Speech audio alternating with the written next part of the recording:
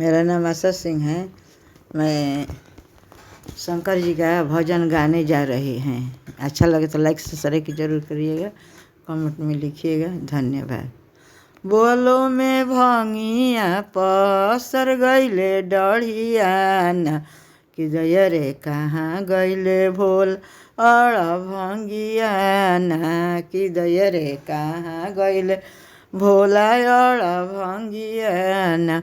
बोलो में भंगिया पसर गईले डढ़ियाना कि दया रे कहाँ गईले भोला अड़ भंगियाना कि दया रे कहाँ गईले भोला अड़ भंगियाना।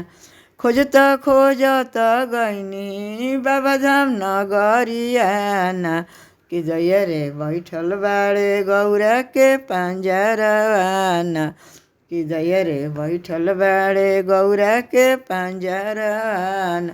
बोलो में भंगिया पसर गईले डढ़ियाना कि दया रे कहाँ बैठल बाड़े भोला अड़ भंगियाना। खोजता खोजता गईनी उज्जैन नगरियाना कि दया रे बैठल बाड़ गौरा के पंजरवाना कि दया रे बैठल बाड़ गौरा के पंजरवाना। बोलो में भंगिया पसर गईले डढ़ियाना कि दया रे कहाँ बैठल बाड़े भोला अड़ भंगियाना कि दया रे कहाँ बैठल बाड़े भोला अड़ भंगियाना।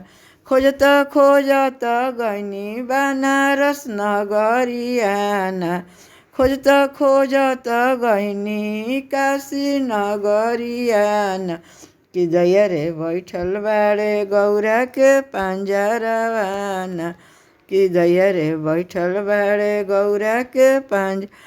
बोलो में भंगिया पसर गईले डढ़ियाना कि दया रे कहाँ बैठल बाड़े भोला अड़ भंगियाना। खोजता खोजता गईनी नासिक नगरियाना कि दया रे बैठल बाड़े गौरा के पंजरवाना कि दया रे बैठल बाड़े गौरा के पंजरवाना।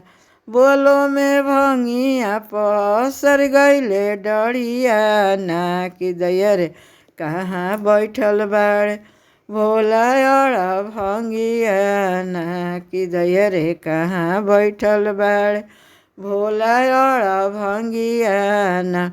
मेरा वीडियो अच्छा लगा हो तो लाइक सब्सक्राइब जरूर करिएगा। धन्यवाद।